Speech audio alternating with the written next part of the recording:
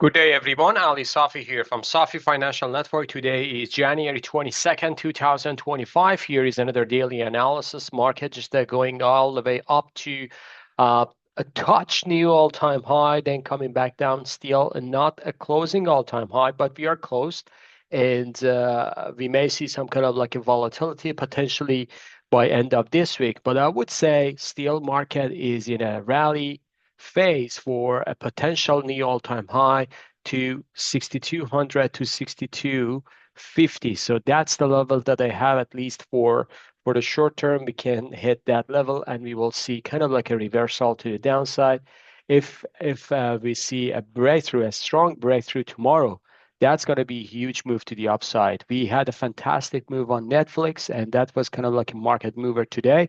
But most of the other sectors, actually, they were not that strong. So we will get to those ones as well. S&P 500, a daily chart, just closed at 6,000, I believe, at 6,000. Closing candle is 6,084. And this is very close to new all-time high. And we will see how it goes with the market. Market overstretched, overbought, but it doesn't mean that we can't get to the higher level. Any pullback, I would say, will be bought by some buyers potentially for the next few days for a potential new all-time high. So we will see how it goes. Moving on to Nasdaq. Nasdaq is forming the same. We are kind of like getting into a rally phase, especially with Netflix. So we just got above this January 6 pivot. Right now, we are challenging December 26 pivot, which is kind of like a resistance for the short term. So if we see some kind of like action, if we see a sideways action, that would be kind of like a great signal for a bull flag, for a potential rally to a new all-time high. 23,000 is coming down the road potentially by end of January, early February. I would say we can see some kind of like a move to the upside. So we will see how it goes. Moving on to the Dow, which had a weaker kind of like performance today. Dow is getting to my reversal area, so everyone needs to be careful. However, this reversal could be just a short-term pullback, and this short-term pullback can get us back to 43,200 to 43,500. If we see some kind of like a reversal, again, buyers back to the Dow, then we will see a reversal, a strong reversal for potential double top or even new all-time high 46,000. So that would be the area that I have, but ultimately I'm just looking for S&P 500 62 to 6250 and Nasdaq at 22,800 to 23,000, and Dow can head to 46,000 area for the next few weeks. So we'll see how it goes. Moving on to gold. Gold is just sparking higher today. A good performance by gold. We are just getting to the short-term resistance here. This is the supply area wide range bar that previously sold off sharply with the market sellers. Right now, we just got to 2750. So 2750 is a psychological level. We may see some kind of like a pullback to test this at 2717. And if that happens, that would be kind of like the scenario that we're looking for a buy and potentially for a breaking through to new all-time high. Again, gold can be a potential buyer market for the rest of the year, at least for the first half of 2025. Silver actually didn't show a strong performance. However, silver breakthrough above this trend line. We are just consolidating here. This is a strong resistance. If we get above this, we need to get close above 3250. And if we get above 3250, I would say we are going to head to this double top or potential rally to $40, $42. I would say silver, as I said before, $43 to $46 per ounce is going to be my target this year. Crude just going down today again, but it was not that kind of like an ugly session. It just went down, and right now we are just getting to the middle of this wide range bar, which is a potential scenario for crude for pretty nice pullback, and that would be kind of like a buy signal because the stochastic is getting back to the bull reversal here over sold condition, which is going to be the same scenario here at the wide range bar, just at a very perfect scenario for buyers. So if crude is getting back to here, I would say keep an eye on this. Potentially, that's going to be a huge potential buy signal for crude to just getting back to $92. So we will see how it goes with that one.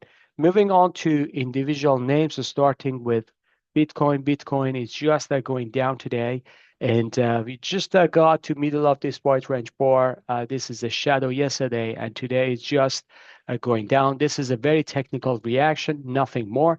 I would say when we are getting to the later part of February, early February to later part of February, we should see some kind of like a sell-off in crypto markets. So Bitcoin, Ethereum, everything can go down, and we can expect more downside is coming.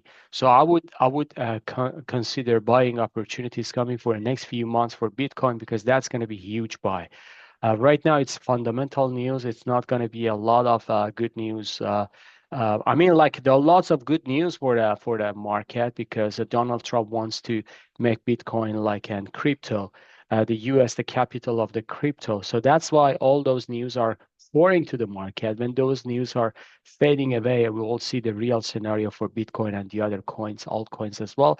Ethereum had a corrective move today as well. So I would say still Ethereum can go to lower low for a final lower low for a great buying opportunity. So we'll see how it goes. Bond yield just jump up today, and today we just see bond yield just got a strength. Still 420 is the bottom here for bond yield consolidation.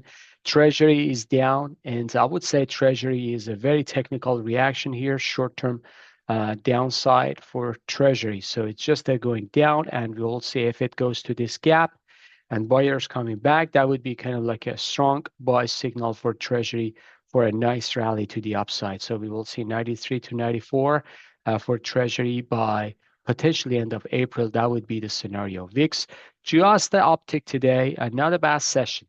Still, I would say VIX can go down to $10 to $12 for a great buying opportunity. Dixie, with the bond yield just supported this area, which is very important. Look at this. So this is a previous pivot. This is a breaking through, and this is the ceiling here. 107.70. That's the area that for Dixie buyers are coming back. So we hold up that area. We will see if it's got to just spiking up to this 108.93 and then coming back down. So we'll see how it goes. Magma indicator move up to the upside. We got into resistance here. Some names actually find the bottom. Some names hit new all-time high. Apple, I believe, this one find the bottom here.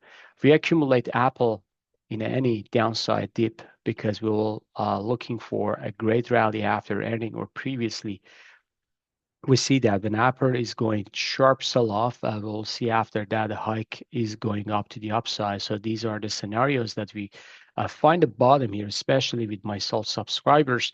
We just got into Apple here. We sold off somewhere around here, and we didn't participate in this rally after that. But we recently got back to Apple again.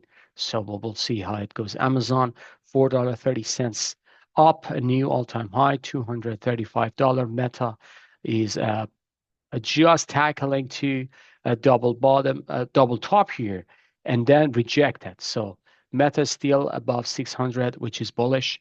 Microsoft, huge move due to AI news, just going all the way up 4% to the upside. Great move for Microsoft. It goes to this wide range bar, middle of this wide range bar, sellers to control. I would say if Microsoft breaking through above this trend line and this pivot, which is pretty close to each other, somewhere around 452 to 456. So if Microsoft get above this, easily it can huge run to new all-time high. So we'll see how it goes. Moving on to Google. Google just hammered after buyers just picking up for a new closing all-time high, sellers to control entire day, and just going down. I should correct myself. It didn't hammer. It just sellers market today for Google. So buyers try to keep it above 200, but sellers just sell it after 200. So we'll see how it goes. Netflix, huge pop to 999.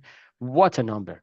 Zero change. So 999 reversed to the downside. This is crazy. This is great move for Netflix. Earning was fantastic. So this is a huge pop at this level. Tesla just going down today. It didn't have a strong move, 2% to the downside. Semiconductors, actually, it's just waking up nicely. And I would say semiconductors are going to be the rocket star for the next potential few weeks, if it's not the months. So this is the area that I have for semiconductors.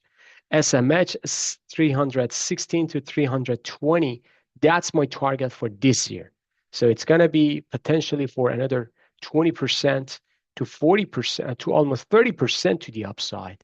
And if it goes above this, a huge consolidation, which seems like it is the case, but this is a weekly consolidation. We need to see this weekly candle goes up nicely. So if it goes back to the upside, we can see some kind of like a move to the upside. So we'll see how it goes. Moving on to SOX. SOX, the same pattern. It's going up. Taiwan Semiconductor, it's just hitting new all-time high. And AMD just getting up nicely today, $1.47 up. Not a bad session at all for AMD. NVIDIA just popping up today, but after hours, it just hammered to the market open 145. Not sure because of this white range bar or this is something just finished the rally. Texas Instrument, $1.82 up. Not a bad session. Lam Research, great move. Early session, but coming back down after hours, it just hit $82. Right now, it's closing above 82 for a daily basis. I don't like this shadow here, but sellers did the same before. We just got a pop and then getting back to the upside. So if it goes above this white range bar, which is going to be a huge move, 86. Right now, we just got the first condition. The second condition is 86. If we get above this, I would say pull back small, huge run to 101. So we'll see how it goes. But I would say Lam Research is one of those names that oversold and tried to find the bottom. Finally, it finds the bottom, but it's struggling to get above this white range bar. Moving on to XLF, a financial market today, it's just going down a little bit off and then getting back to the downside. KBE, 55 cents down. KRE, 76 cents down. JP Morgan, 19 cents down today. And Goldman, $2 down after hit nominal new all-time high. Bank of America, 87 cents down. Huge move for Bank of America, just going down. And Wells Fargo, 31 cents down here as well. Moving on to the GDX, gold miners, they're just going down today after gapped up, going down. GDXJ, 3 cents up. AEM hitting a higher high, it got above this pivotal point, going down as well. Newmont, 67 cents down. Franco-Nevada, 76 cents down here. And Goldberg, 21 cents down. So still a bear flag here. It's not a strong momentum. If it goes down here, I would be buyer. So we'll see how it goes. I like Newmont better than Goldberg right now in the big names. But this one is just getting into this resistance area, going down. Potentially, we may see some kind of like a buyer's back around $40. Moving on to the XLE, the last sector for today. Energy market is just going down, reversal for a potential short-term top here. But I would say the reversal can go all the way down to 88 to 89.